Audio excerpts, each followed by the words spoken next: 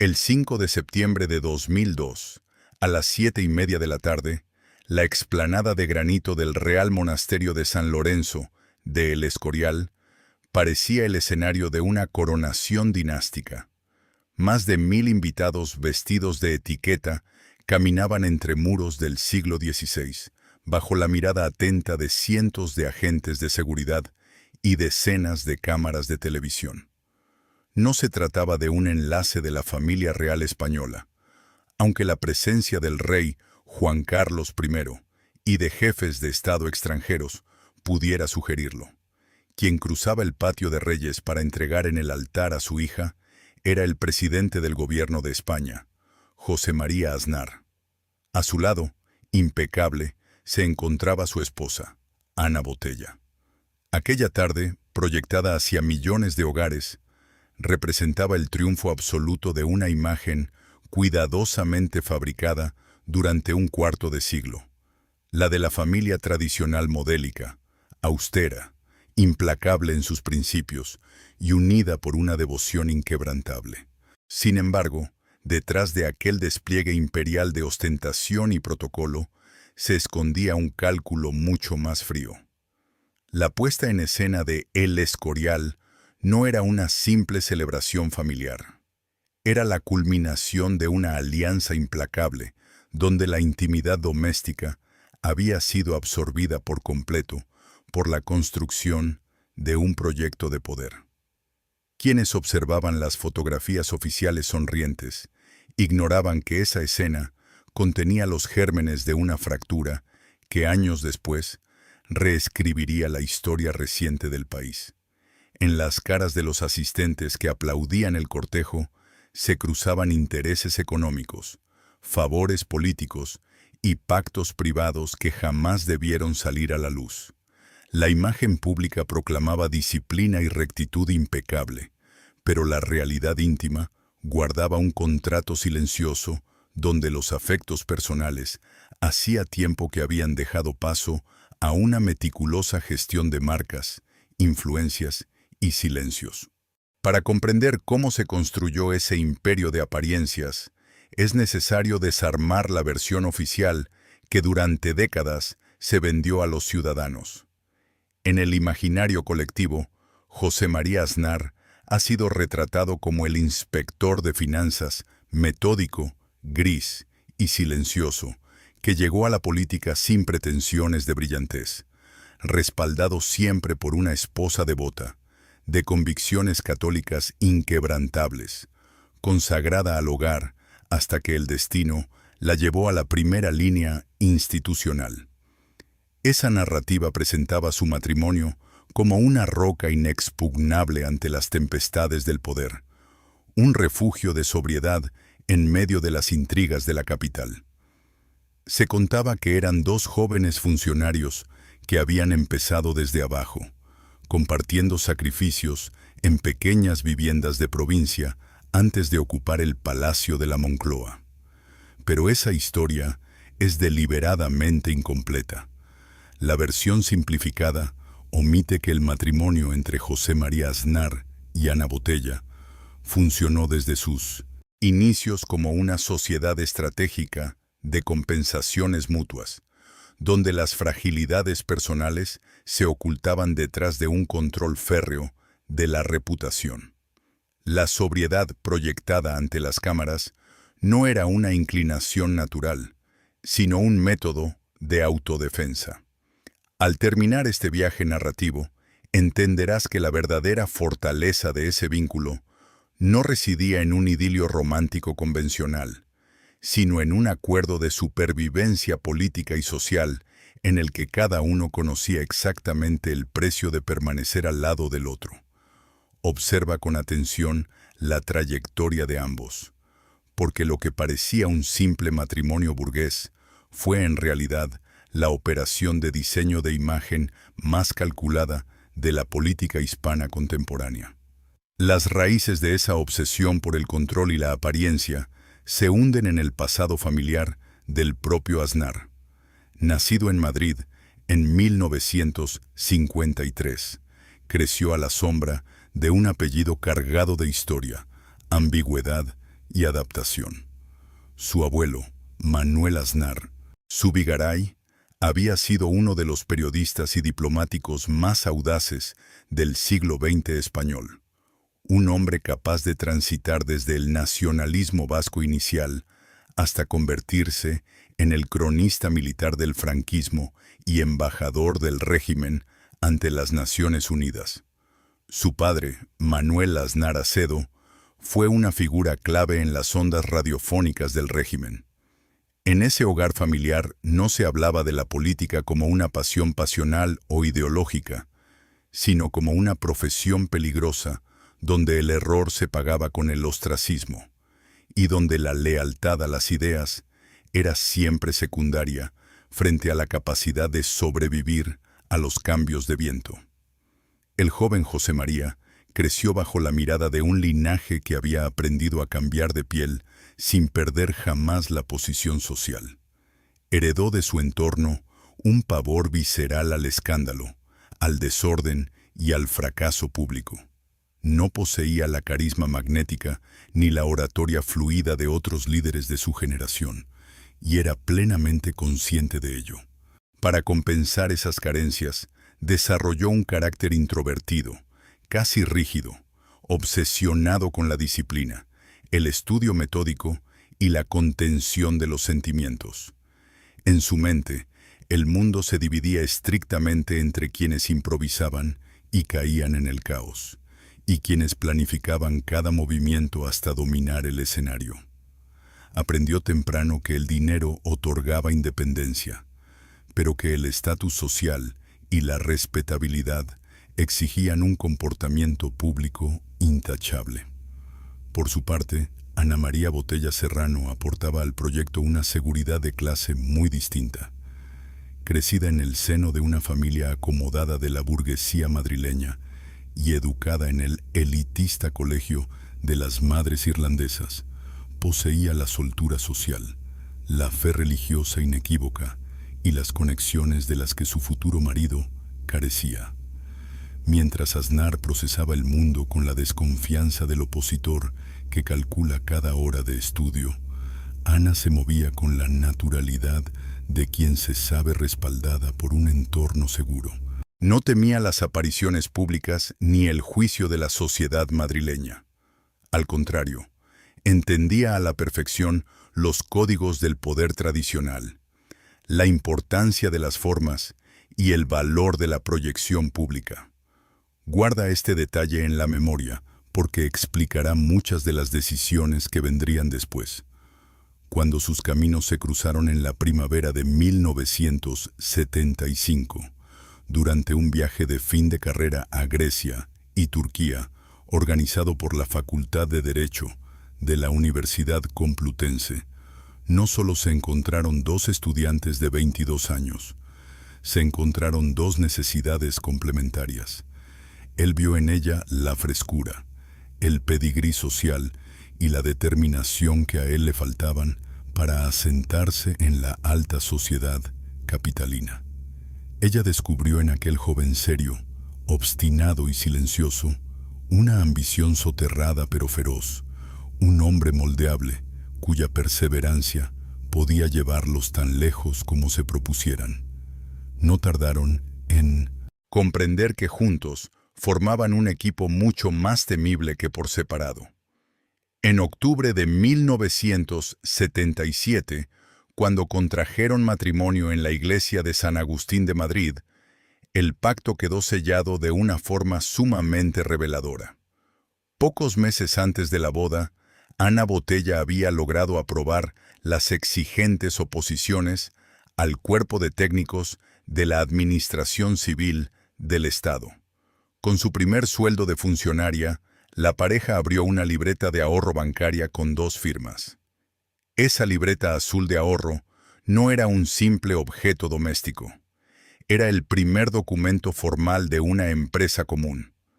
En un momento en que él todavía preparaba las duras pruebas para convertirse en inspector de finanzas, fue el sueldo de ella el que aportó la estabilidad económica inicial para alquilar su primer apartamento y planificar su futuro. Recuerda esta libreta de ahorro azul, porque reaparecerá más adelante como el símbolo del verdadero reparto de poder dentro de la pareja. En los primeros años de matrimonio, la balanza de la seguridad no estaba inclinada hacia el futuro presidente del gobierno, sino hacia la mujer que le proporcionaba el respaldo financiero y la cobertura social necesaria para encerrarse a estudiar 14 horas al día. Cuando José María logró finalmente su plaza de inspector y el matrimonio se trasladó a Logroño, el esquema ya estaba perfectamente definido. Él aportaría la autoridad técnica y la disciplina profesional. Ella administraría las relaciones humanas, la red de contactos domésticos y la estructura ideológica de la familia. En la capital riojana comenzó la transformación silenciosa. En un ambiente provincial donde todos se conocían, el joven matrimonio empezó a ensayar la imagen que más tarde proyectaría a escala nacional. En Logroño, Aznar entabló amistad con figuras que años más tarde ocuparían puestos clave en la arquitectura financiera del país, entre ellos un joven inspector llamado Miguel Blesa. Las cenas en casas discretas, las partidas de ajedrez y las conversaciones de despacho no giraban en torno a grandes utopías, sino a la gestión del Estado, la contabilidad pública y el ascenso social. Mientras la España de la transición experimentaba la eclosión de la libertad cultural y el descontrol juvenil, el matrimonio Aznar-Botella construyó una trinchera de orden estricto, horarios rígidos y devoción católica. A medida que Aznar daba sus primeros pasos en la política dentro de Alianza Popular, esa imagen de familia impecable se convirtió en su principal activo electoral. En una derecha fragmentada y acomplejada tras el fin de la dictadura, Aznar ofrecía algo que los viejos varones del régimen no podían exhibir: una juventud limpia, una carrera técnica intachable como funcionario de Hacienda y un hogar tradicional sin tacha ni grieta visible. Las fotografías familiares con sus 3 hijos pequeños, José María, Ana y Alonso, empezaron a publicarse en las revistas de información general. Todo estaba milimétricamente calculado. La vestimenta sobria, las vacaciones estivales en destinos sin estridencias, las declaraciones centradas en la austeridad económica y el deber patriótico. Sin embargo, detrás de esa fachada de aburrida perfección doméstica, la dinámica interna comenzaba a experimentar las primeras tensiones profundas. El ascenso político exige una entrega absoluta que devora la privacidad, y Aznar abrazó la política no como una profesión, sino como una misión matemática. Cuando en 1987 fue elegido presidente de la Junta de Castilla y León y la familia se trasladó a Valladolid, el tiempo que el político dedicaba a su hogar se redujo de forma drástica. La casa familiar dejó de ser un espacio de intimidad para convertirse en un centro de operaciones intermedio. Las decisiones importantes ya no se tomaban en la mesa del comedor, sino en trayectos en coche oficial y en 1969. Reuniones a puerta cerrada con un reducidísimo grupo de colaboradores de máxima confianza. Ahora compáralo con la versión que se contó públicamente durante la llegada de Aznar a la presidencia del Partido Popular en 1990. Ante los medios de comunicación, Ana Botella encarnaba a la esposa abnegada que aceptaba con una sonrisa los sacrificios de la carrera de su marido. Pero en el terreno privado, ella exigió que su papel no se redujera al de una mera espectadora. Exigió y obtuvo una voz decisiva en la conformación del entorno íntimo del líder. Ningún colaborador entraba en el círculo de confianza de la casa si no contaba con el visto bueno de la esposa. Fue ella quien actuó como el gran filtro de lealtades, detectando ambiciones ajenas, descartando a figuras demasiado independientes y protegiendo a su marido de cualquier amenaza que pudiera desestabilizar su fragilizada salud emocional. Fue precisamente en la primavera de 1995 cuando se produjo el acontecimiento traumático que alteró para siempre el equilibrio psicológico del matrimonio y aceleró la mutación del líder. El 19 de abril de aquel año, la banda terrorista ETA hizo explotar una bomba de más de 40 kilos de explosivo al paso del vehículo blindado en el que Aznar viajaba por el distrito de Hortaleza, en Madrid. La explosión destruyó la calle, dejó decenas de heridos y convirtió el automóvil en un entramado de hierro retorcido. Aznar salvó la vida de milagro, gracias únicamente al blindaje especial del vehículo. Aquel atentado no solo transformó la historia política de España, transformó de forma irreversible la psique del hombre y la naturaleza de su matrimonio. Hasta ese momento, la búsqueda del poder podía entenderse como una carrera de ascenso profesional y social. A partir de esa mañana de abril, Aznar se convenció íntimamente de que su supervivencia no había sido casual, sino la prueba de que estaba predestinado a cumplir un papel mesiánico en la historia del país. La sobriedad gris del inspector de finanzas dio paso a una rigidez ideológica casi religiosa. Volvió a su casa transformado en un hombre mucho más lejano, impenetrable y convencido de su propia infalibilidad.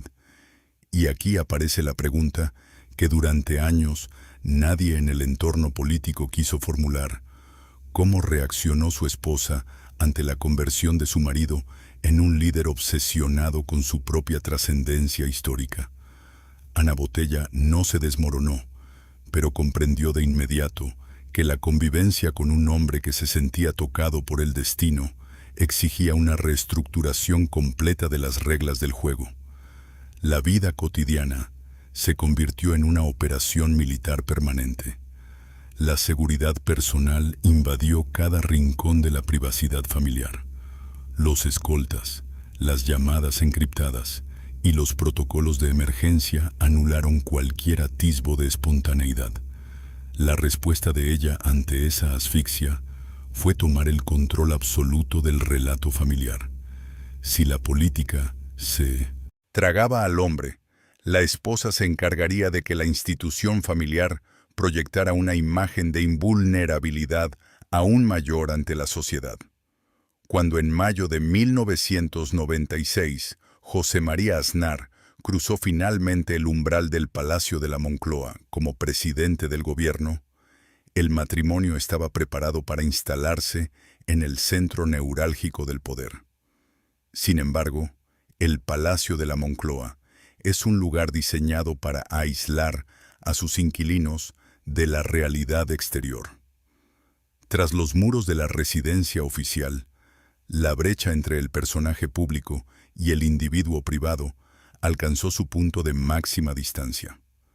Mientras la España del cambio de milenio vivía una época de euforia económica, privatizaciones masivas y crecimiento desbordado, dentro de los aposentos privados del presidente se vivía un ambiente de disciplina espartana que rozaba la obsesión.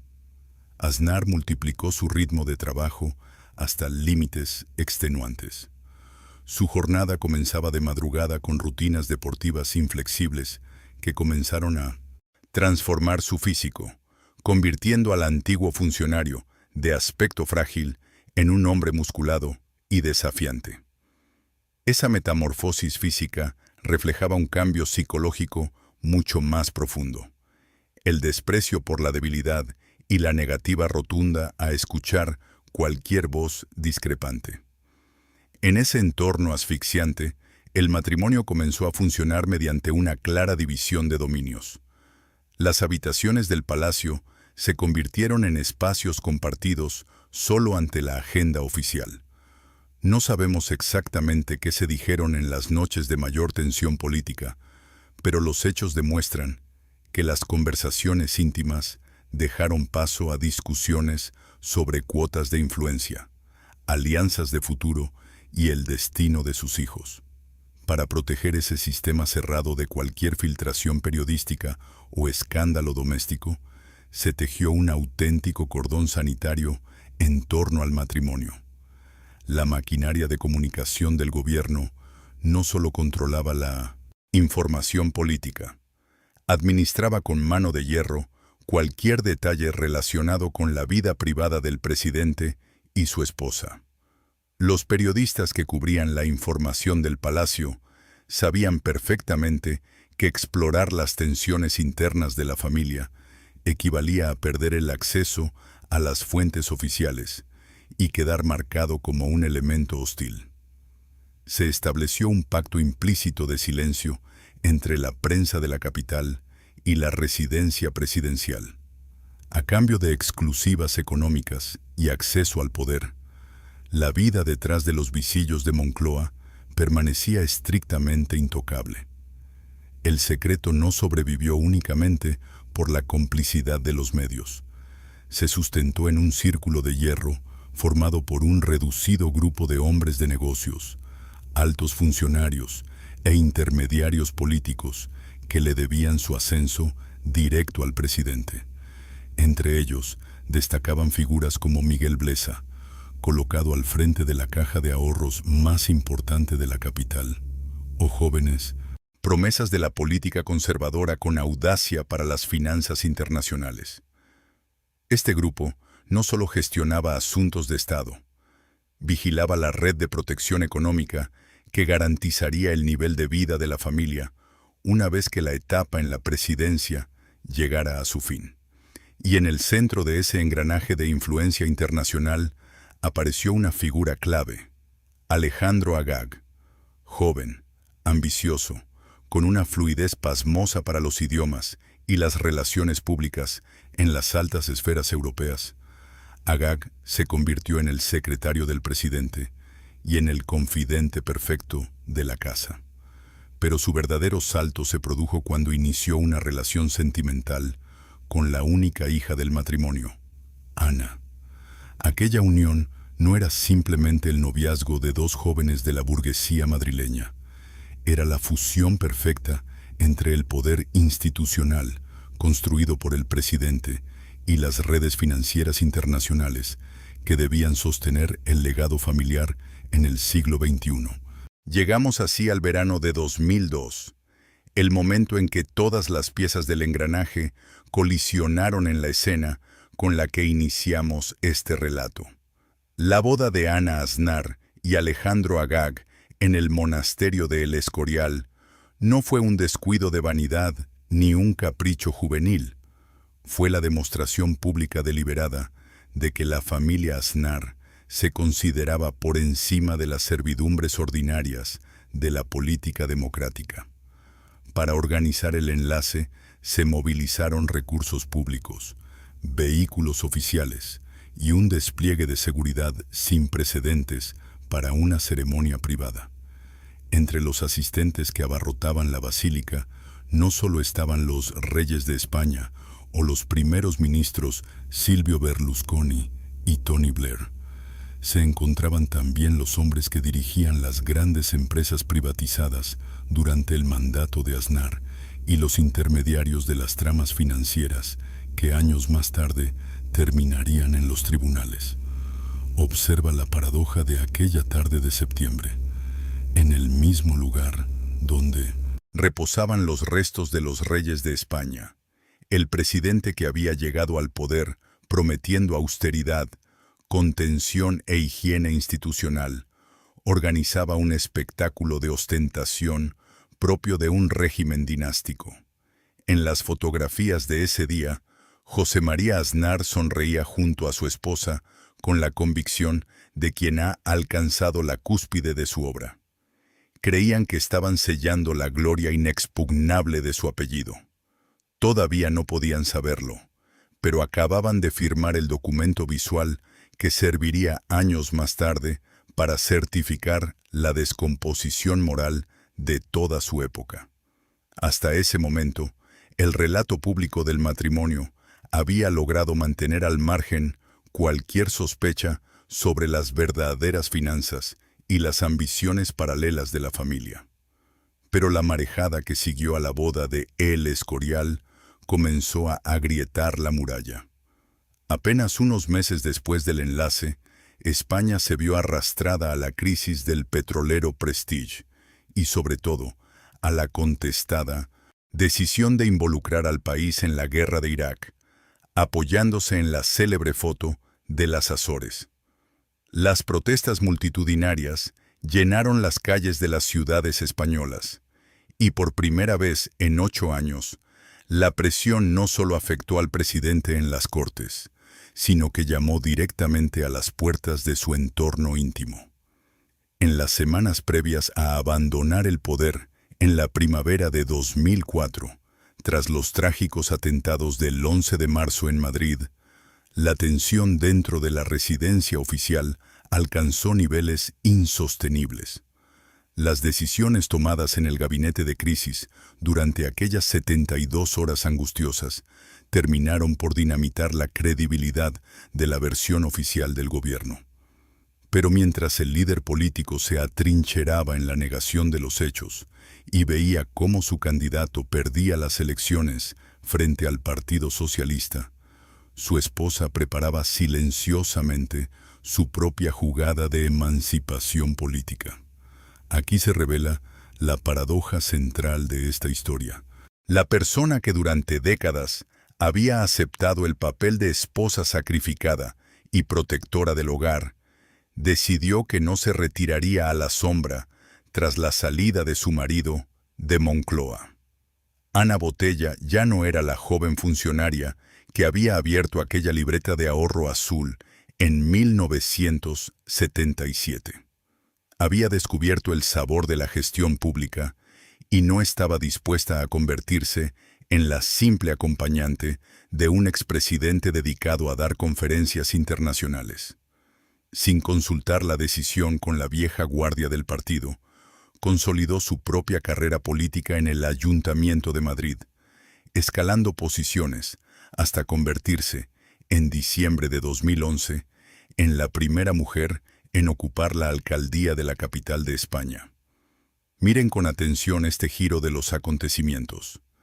Mientras el expresidente Aznar se aislaba en su fundación ideológica, exhibiendo su transformación física en gimnasios de lujo, impartiendo lecciones de ortodoxia conservadora en Milemisintu, universidades americanas y cobrando abultados sueldos como consejero de grandes corporaciones internacionales, su esposa asumía el control directo del aparato político más poderoso de la capital. La alianza familiar se había duplicado. Ya no había un solo centro de poder en la casa, sino dos agendas paralelas que a menudo chocaban entre sí en la trastienda. Sin embargo, el destino guardaba una venganza amarga para la corte que se había reunido a celebrar el triunfo en la boda de El Escorial. A partir del año 2009, las investigaciones judiciales sobre la trama de corrupción, conocida como la trama Gürtel, comenzaron a levantar las alfombras del partido que Aznar había construido a su imagen y semejanza. Los documentos, las grabaciones y las contabilidades paralelas mostraron que los mismos personajes que habían figurado como testigos, organizadores o invitados de honor en la boda de su hija, desde los empresarios hasta los tesoreros del partido, habían utilizado la estructura del poder público para enriquecerse de forma ilícita. Se descubrió incluso que parte de los gastos del propio convite de bodas en El Escorial habían sido sufragados por los cabecillas de la red corrupta. Uno a uno, los hombres que habían formado el círculo de hierro del presidente cayeron en desgracia. Miguel Blesa, el amigo íntimo desde los tiempos de Logroño, terminó entre rejas y tuvo un trágico y solitario final.